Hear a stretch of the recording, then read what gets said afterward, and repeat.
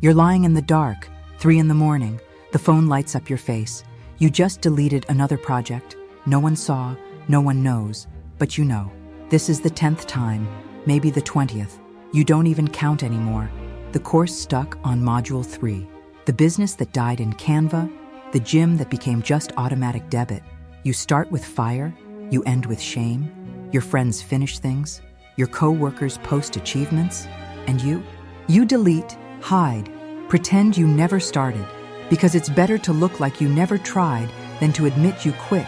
Again, you think it's laziness, lack of focus, weakness of character. You curse yourself, punish yourself, promise tomorrow will be different, but tomorrow you'll do the same thing. You know why? Because the problem isn't lack of discipline. The problem is you're terrified of reaching the end. This sounds insane. Who's afraid of winning? Who sabotages their own success? You, and millions like you. But nobody talks about this, because it's easier to sell you a productivity course than to show you the monster living in the basement of your mind. You don't procrastinate because you're weak. You procrastinate because finishing means showing up, means being seen, means having no more excuses. And a part of you, a part you don't even know exists, prefers silent failure to exposed success. The question is, who taught you to be afraid of being great? You weren't born this way. Nobody is born sabotaging themselves. This was installed in you. Someone taught you that shining is dangerous. Someone showed you that being seen brings pain. And you learned the lesson so well that now you do it on autopilot. Maybe it was a father who belittled you every time you tried something new. Who do you think you are? Maybe a mother who competed with you instead of celebrating you. Maybe a teacher who humiliated you in front of everyone when you dared to stand out. The scene changes. The wound is the same. You learned that being seen means being attacked. Carl Jung called this the shadow, the part of you that was rejected and now lives in hiding. You wanted to shine, but they told you to dim. You wanted to grow, but they told you to shrink. And what did you do? You locked that part in a basement, pretended it didn't exist, but it exists. And every time you're close to finishing something big, it wakes up. The shadow doesn't want to destroy you. It wants to protect you. In the twisted logic of your unconscious mind, if you never finish anything, you'll never be judged. If you never show up, you'll never be attacked. If you never win, you'll never have to sustain the victory. Your self-sabotage is a shield, except the shield is killing you. Jung called the healing process individuation. It's when you stop running from your shadow and start integrating it. It's when you look at that rejected part and say, I see you, I accept you. You don't need to protect me like this anymore. But this requires courage. It requires going down to the basement and turning on the light. Most people never do this. They prefer living on the surface. They prefer believing the problem is lack of focus, lack of organization, lack of a better app. They buy more courses, download more spreadsheets, and stay stuck, because there's no point organizing the living room if the monster is in the basement. You don't need more tools. You need more truth. You spent your whole life running from yourself, abandoning projects so you wouldn't have to face who you're capable of becoming. But this escape has a price. Every deleted project is a piece of you that dies. Every restart is a broken promise to the person who needs you most, yourself. The good news? You're not broken. You're overprotected. And what was learned can be unlearned. But first, you need to stop calling yourself weak. You're not weak. You're scared. And there's a huge difference between the two. Weakness has no cure. Fear does. You convinced yourself the problem was the project, that it wasn't the right one, that it wasn't the right time, that something better came along. Lies. The project wasn't the problem. You were. You switched niches 15 times, bought 10 different courses, started 5 businesses in 2 years, and in all of them, the story was the same. Excitement at the start, doubt in the middle, abandonment at the end. You blamed the method, blamed the mentor, blamed the market, but you never looked in the mirror. The illusion you feed is the eternal restart. You believe next time will be different, that the next project is the right one, that the next idea is the one that will work, but it won't, because you're not changing projects, you're running from them, and running is an addiction. Every restart gives you a dopamine spike, the thrill of the new, the hope of the beginning. Your brain learned to get hooked on this. That's why you never finish anything. Finishing doesn't bring pleasure. Finishing brings work. brings fear, brings exposure, and your brain runs from pain like it runs from fire. You call this searching for the best for yourself, not settling for less, being ambitious, but it's not ambition. It's escape disguised as movement. You're not advancing. You're running in circles, and each lap leaves you more tired and further from yourself. The most dangerous illusion is this: you think you're progressing because you're busy. But busyness is not progress. Movement is not direction. You can spend 10 years starting things and end up exactly where you began. Actually, you've already done this. Look back and tell me, how many projects did you finish in the last 5 years? The number hurts, and it should hurt, because pain is the only alarm you haven't turned off yet. You numbed the shame, normalized the abandonment, created excuses so good you almost believe them. But the pain is still there, and it's telling you something you need to hear. You can't live like this anymore. The illusion protected you until now, gave you a story to tell, gave you a reason not to face the truth. But illusions charge interest, and the bill is coming due. You're exhausted from restarting, tired of promising, sick of disappointing yourself.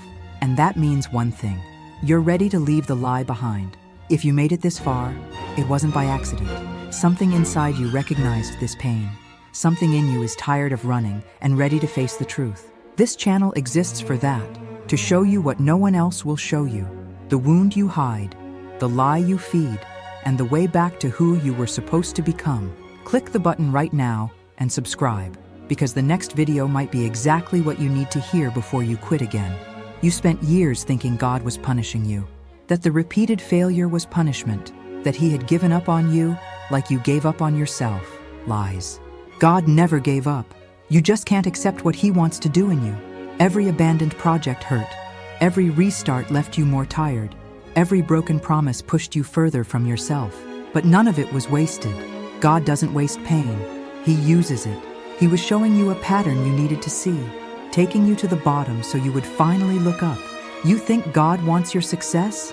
He does, but not just any success. He wants a success that won't destroy you, a success that transforms you. And you weren't ready. You were going to win with the shadow in control. You were going to build something big on a broken foundation, and you would crumble in a much worse way. Jeremiah 29:11 says, "I know the plans I have for you, plans for peace and not for harm, to give you a future and a hope." You've read this verse 1,000 times, but you never really understood it. God is not improvising your life. He has a plan, but the plan includes the process, and the process is the part you want to skip. You want the end without the middle, the harvest without the planting, the trophy without the fight. But God doesn't work that way. He takes you through the valley, because it's in the valley that you're forged. It's in the valley that your shadow is confronted. It's in the valley that you die to the old and are born to the new. Without the valley, there's no transformation. The problem was never God being far away. The problem is you ran every time He came close, because His presence confronts, His light exposes, and you preferred the comfort of the dark to the discomfort of truth. But the darkness didn't protect you. It trapped you. God didn't sabotage you. He surrounded you. He closed the wrong doors so you would stop running. He let you fail so you would realize that alone you can't do it. It wasn't cruelty, it was mercy. The hardest mercy there is, letting you break so you would finally ask for help. You're here because God brought you. It's not coincidence. It's not the algorithm. It's purpose. He wants to make you a proposal. Stop running. Stop hiding. Stop sabotaging what He's trying to build in you. Let Him finish the work, because the one who started it will complete it. But you need to allow it. If this message is making sense to you, subscribe now, not later. Now. And in the comments, write this phrase: "I stop running today." Write it, even if your mind says it's silly. Write it, because declaring is the first step to changing. Your shadow hates when you speak the truth out loud. Enough theory. You already understand the problem. Now you need to act, but not the way you've always acted. No grandiose plans, no impossible goals, no epic promises you'll break in 2 weeks. This time will be different, because the method will be different. Strategy 1. Finish something ridiculously small. Today, not tomorrow, not Monday. Today. It can be anything. Wash the dishes until the end. Read an entire chapter. Reply to an email you've been avoiding. The size doesn't matter. What matters is completing it. Your brain is addicted to abandoning. Every time you leave something in the middle, you reinforce the pattern. Your unconscious learns that quitting is safe, that finishing is dangerous.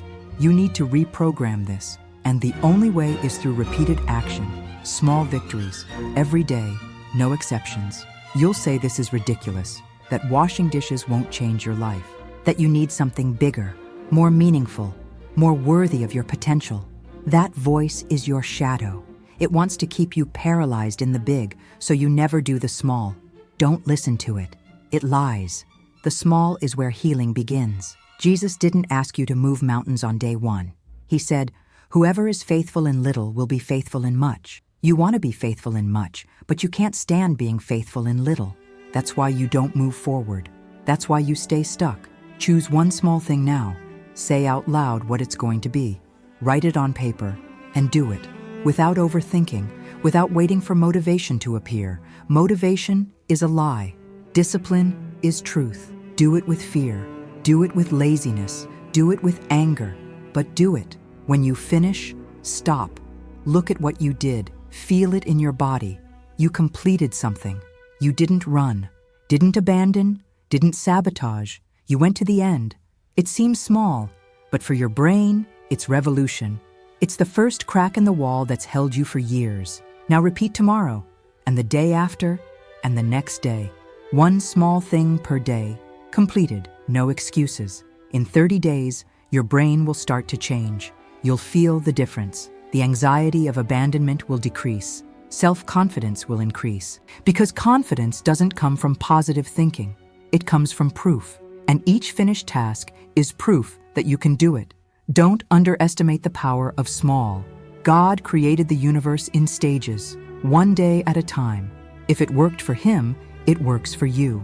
Now, if you got distracted, come back to me. Stop everything you're doing. This is the part that can change your life if you actually apply it. Pay attention. Strategy 2. Kill the backup plan. As long as you have an emergency exit, you'll use it. As long as you have an excuse saved, you'll pull it out at the first discomfort. Your shadow loves Plan B, because Plan B is permission to run. You start a project and already think, if it doesn't work out, I'll do something else. This thought seems smart, seems mature, seems strategically wise, but it's poison, because your brain hears this and understands, I don't need to truly commit, and you don't commit, you never have. Real commitment is when there's no turning back. It's when you burn the boat. It's when the only option is to cross. As long as the boat is there, you'll go back to it, always. At the first fear, at the first doubt, at the first criticism, you'll run to the boat and row back to where it's safe, to where it's small, to where you don't need to become who God called you to be. Hernán Cortés burned the ships when he arrived in Mexico. His men were afraid. They wanted to go back, but there was no way back, so they fought, and they won. Not because they were stronger, but because they had no choice. You need to create this condition in your life. Choose one project, one, not 3, not 5, one, and eliminate all escape routes. Tell someone what you're doing. Put money in, put your name in, put something in that hurts to lose. Make abandonment expensive, because right now it's free. You delete and nobody sees. You quit and nobody knows. Your shadow operates in the dark. Bring it into the light. You'll feel panic. You'll feel like you're locking yourself in a trap. This discomfort is good. It means this time it's real. It means you're not playing at doing. You're actually doing. And your shadow knows it. That's why it will scream. But screaming is not truth. It's fear. And fear is something you walk through. God didn't give you a plan B. He gave you a mission, a calling, a specific purpose that only you can fulfill. And there you are, creating emergency exits as if His plan could fail. It can't, but you can. And you will, if you don't close the doors that allow you to run. Look at your life right now. How many backup plans do you have stored? How many excuses ready? How many escape routes? Eliminate them, one by one. Make abandonment impossible, not difficult. Impossible. Then you'll discover what you're capable of. Then you'll see who you really are when you can't run. Burn the boat, even trembling, even afraid. Burn it, and watch your life change. You were lying in the dark, 3 in the morning. Another project deleted. Another promise broken. Once again thinking the problem was you, that you were weak, incapable, beyond repair. But now you know the truth. You're not weak. You were scared. Scared to shine. Scared to be seen. Scared to become who God always knew you could be. Your shadow protected you your whole life. Hid you. Sabotaged you. Kept you small. But protection that stops you from living isn't protection. It's prison. You spent years running from projects, from commitments, from yourself. Every restart was a new hope that this time would be different, but it wasn't, because you took the same shadow everywhere, the same fear, the same lie. Now you see the pattern. Now you understand the game, and that changes everything. God didn't bring you here to leave you the same. He brought you here to transform you. Every abandoned project was a lesson. Every failure was a sign. Every pain was a calling. He was preparing you for this moment, the moment you stop running and decide to cross. You don't need more information. You need a decision.